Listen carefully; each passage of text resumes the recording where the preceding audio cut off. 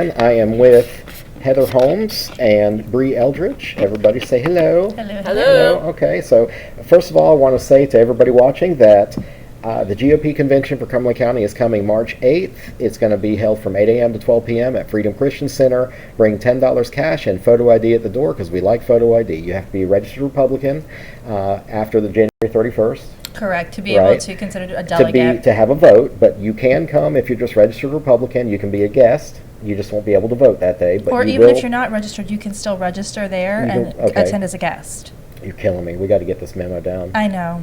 I'm sorry. But we don't want to discourage people if they want to change their party affiliation. We want you to come, okay? Those of you that are sitting home watching Fox News, we want you to come and see what your local party is and is not doing. And unfortunately, right now, it's a lot of not doing. But I'm hoping that this is going to reach you, and you're going to say, you know what? I want to help out. There's a lot of anger and a lot of miscommunication that's going around. Well, and just for you all that don't know Peter Pappas, I don't tolerate stupid, so that's why a lot of people have had a problem with me because I just kind of call out what I see. But let's talk about early voting. And so as a candidate, I was assured by our Cumberland County GOP that we had, how many early vote sites? It was like I think there was 8. 8? Yeah, there was 8 early voting sites, yes. When early voting happens, about 16 days in the state of North Carolina, there are 8 early voting sites, and those are the ones where it's like Cliffdale Rec Center, J.D. Pone, Kiwanis. College Lakes. Did I say Cliffdale already? You did. Okay. Well, Cliffdale's like the most hostile towards. Well, it's the most hostile precinct early voting to Republicans. However, it's also the most busiest. it is the busiest, and it is also the most opportunity for us as Republicans to win a Democrat over because of our conservatism and what our Republican Party really stands for. So, let's talk about the day of election. So, bright and shiny, I as a candidate woke up on that Thursday morning, first day of early voting, and I went out to the precincts that I was assured by our county GOP would be covered, and I discovered crickets. Nothing there. Nothing. And then I started calling other candidates and, campaign managers and other people. I'm like, hey guys, what do you see? We were all out by ourselves. We were by ourselves day one. I went out bright and early. I got up and left the house at 6 a.m. First thing I did is I hit my precinct, nothing out there. So, and I have a precinct chair, but she wasn't out there. So I put up some signs, and I went down to another site to check, put up some more signs. Nothing there. And nothing. And I think I hit one that they were out there ready to go, but so many of the sites I went to, there was nothing there. But there were Democrats. Oh, yeah. There were lots of blue Democrats out there. Because are you going to tell me that the Democrats are better organized than the GOP of Cumberland County? They are, and they like to pay their people too. They do, yeah. Well, that's because nobody really buys into their shtick. They have to pay them to stand up and swallow that garbage. But I will tell you, some of those Democrats, they were the friendliest of all. So let's talk about what happened later on Thursday. We all kind of rallied here at the Republican Candidate Resource Center, which is also just my office, but it also serves as that resource center.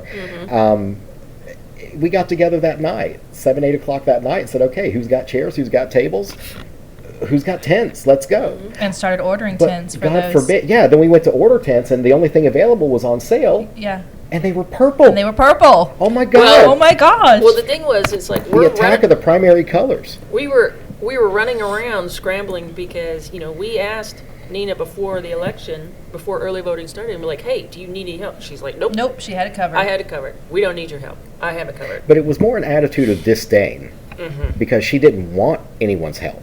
She didn't want our help. Because she can't delegate at all. She has to be we're going to talk about everything. What leadership looks like. Absolutely. And I've said that over and over, but Nina doesn't have it. No. She's a worker bee. She is a good worker.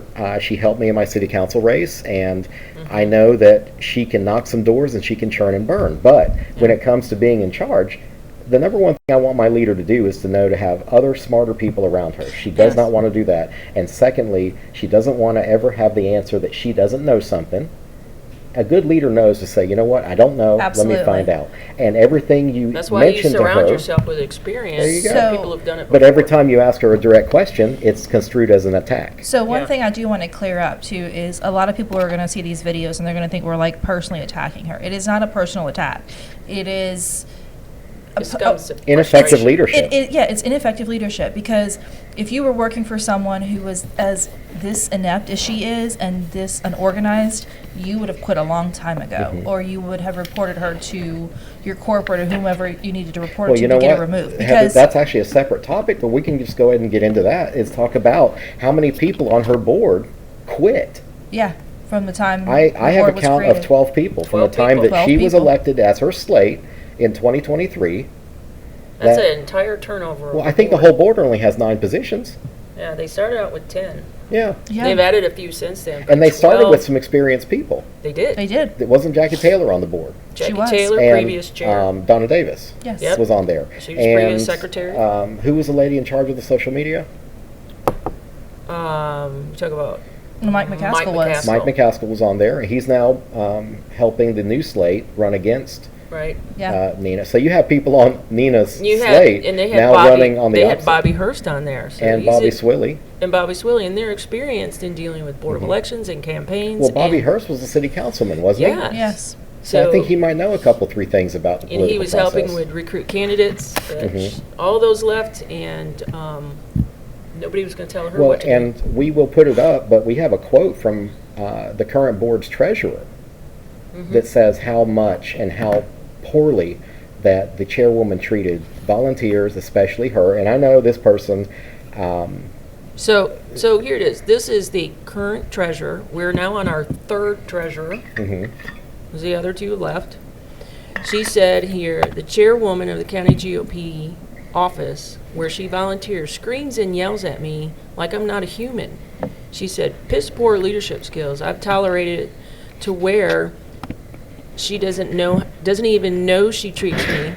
She acts like I'm an idiot. I'm turning in my keys tomorrow.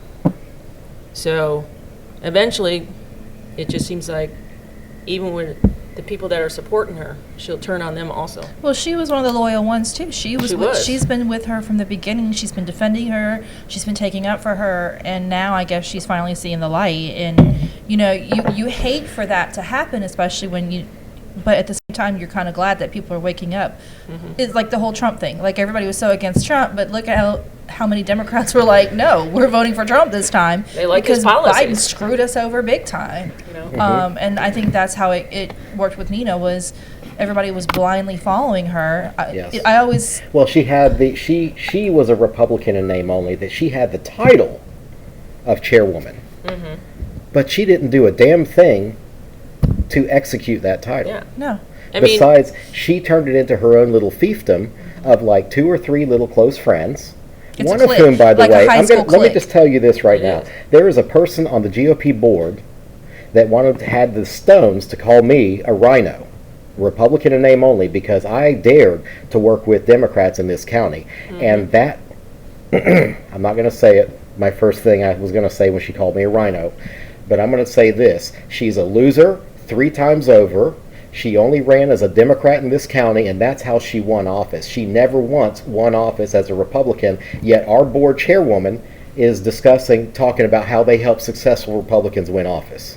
They didn't What have a any fallacy. candidates. Yeah, they didn't help anybody with And anything. to that board member, you're a loser, and you know you're a loser, and you're going to die a loser. So congratulations. They're taking credit for Tom McGinnis and Diane being Yeah. elected, and they both have already had that seat. So it's not like Right. I'm not saying they didn't help, but they can't take full credit because they did Yeah. absolutely Well, you can ask nothing. Tom McGinnis how much help he got. Oh yeah. Yeah, well, Well, you know because what? he's not in Cumberland County. Tom- You didn't Tom- know that? No, you know His what? district covers Cumberland County. No matter who the GOP decided to selectively, and when I say GOP in this context, I'm talking about the current board. I'm not vilifying other Republicans that want to help out. The problem is, for those candidates that needed help in this county, the Republican Resource Center that we're sitting at right now was the only glimmer of hope and volunteerism and getting together and doing something about it. And I don't care. I will take the Pepsi Challenge every day of the week with our GOP board to prove that y'all haven't done anything. And thank you to Laura Musler and Bree and Peter for